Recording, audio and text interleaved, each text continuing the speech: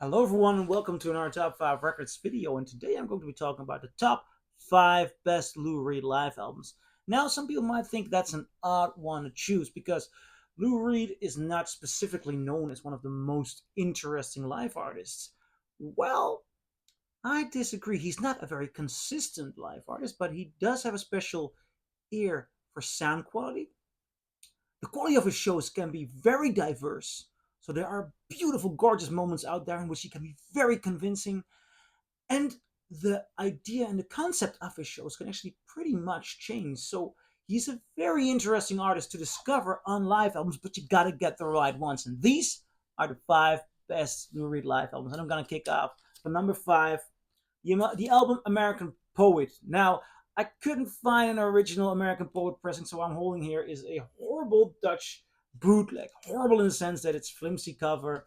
It doesn't contain the full set, so I'm not advising you this one. If you come across an original pressing of American Poet, go for it.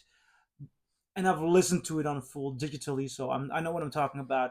But even this final brings you to a show that I wish I was there.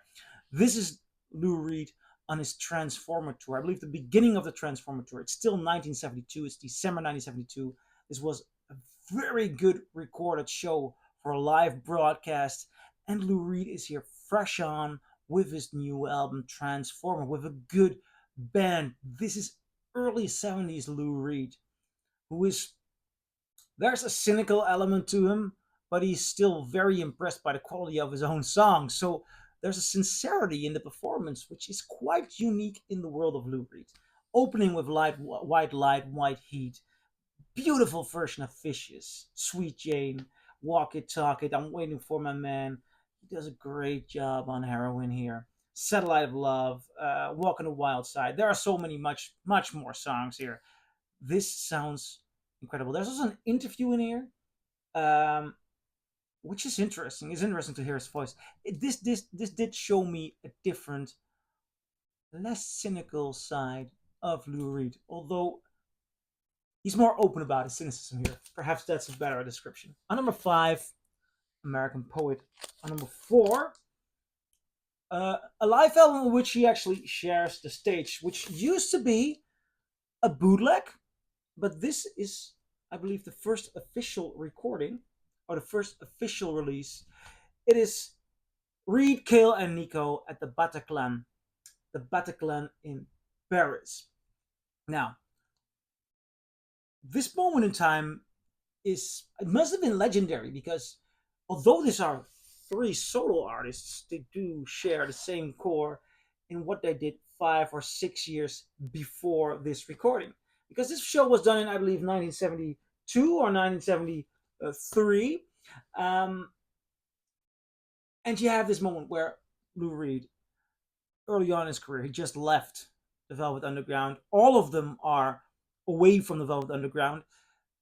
They're, he's very fragile, but he does play you on Waiting for the Man, the Velvet Underground song, gorgeous manner.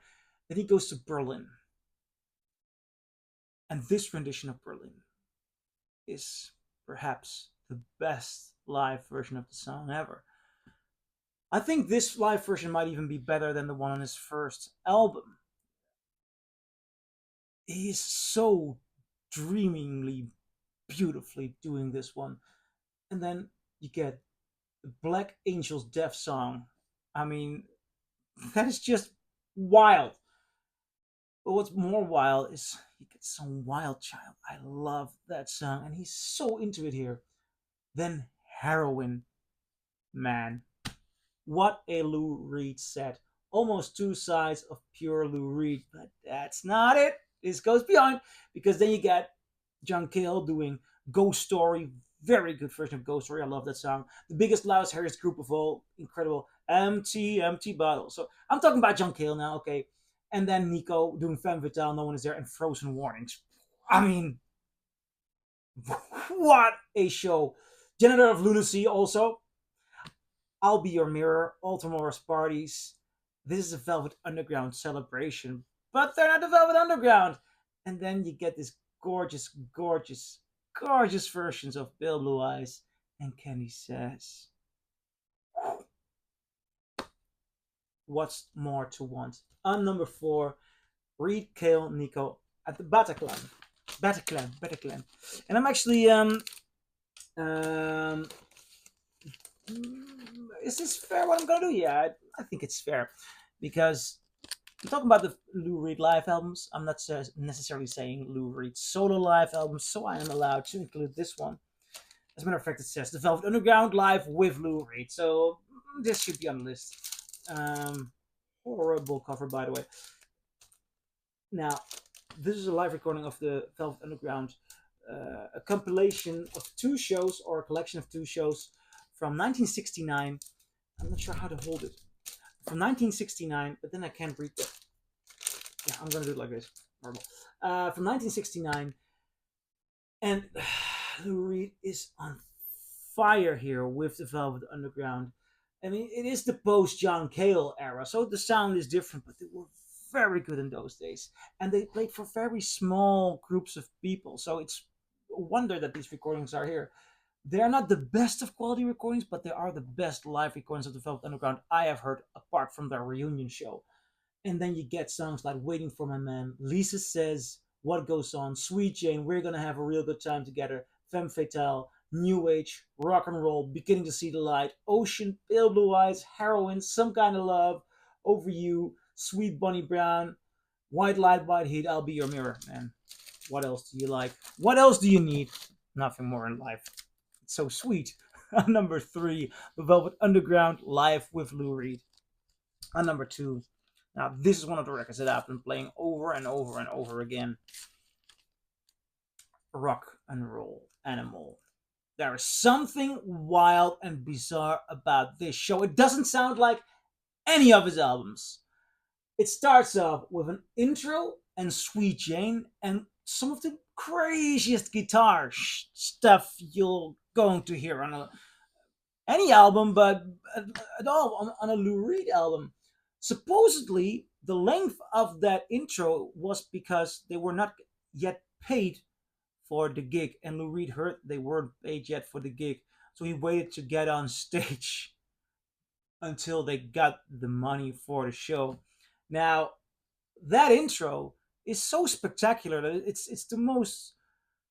It's so bizarre. It has 70s rock written all over it, but in a different way than you imagine in the world of Lou Reed. It's glam rock, but it's also gutter rock. There's this guy from the Velvet Underground going through pop rock with Bowie. This is the tour afterwards, or a little bit after that. But he's in that era, but he goes to. There's a prog rock element there. It feels like a prog rock element. Such an amazing show. That's the first song, the intro and Sweet Jane, and then you go into Heroin. Completely dark, haunting, taking its time, and it's such a fierce performance. It is just mesmerizing. Then side B, White Light, White Heat, Lady Day, and Rock and Roll. As a matter of fact, that last version of Rock and Roll is it says it all. This is one of the best live albums ever. It's so good. And from this show, there was also another record press called Lou Reed Live.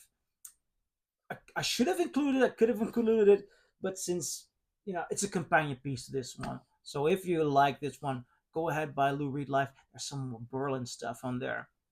You're gonna love it. On number 2, Rock and Roll Animal. On number 1, it's a mystery how they did this to me. Lou Reed Berlin live at St. Anne's Warehouse. Now, this is just astonishing. Period. Lou Reed went for a very short tour playing the Berlin album live. Now, the original producer of that album, Bob Ezrin, came along to record this show. And there's also a concert film done by Julian Schnabel, which is a beautiful, beautiful concert film. It's one of the best concert films ever. It's the way I got introduced to Lou Reed. So I might be sentimental, but I don't think so, because whenever I play this, it's just astonishing. And all my friends, when I put this on there. Like, how did they get that sound? Well, on the concert, you can see that during the live recording, I believe they even used U87s. They used microphones for the studio. They built plates so bleeding from the other instruments uh, uh, would not occur. So you get a live album with full, incredible sound.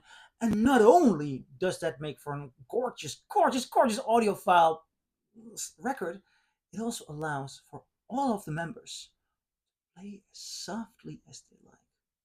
So Lou Reed can whisper on this album. Whispers. And he whispers live like he's never whispered before. It's so good. It is so incredible sounding. It's such an incredible performance. You know who's in the backing vocals? Anoni. Anoni's in the backing vocals, and at the end, after Sad Song, which is just with that choir, the most gorgeous version of that song you'll ever hear, you get Candy Says in a duet between Anoni and Lou Reed. And if that isn't enough, that would have been the best encore ever if there would not be an even better encore right away. A 7-minute rendition of the rock Minuet, the last masterpiece Lou Reed wrote, and which is on his album Ecstasy. And that performance, it is gut-wrenchingly good. Ending it off with Sweet Jane. It's not gonna get much better than this. Live albums are not gonna get much better than this. Lou Reed nailed it. So I'm curious, what do you think? Do you agree? Do you disagree? Leave a comment below and I'll see you in my next video. Bye.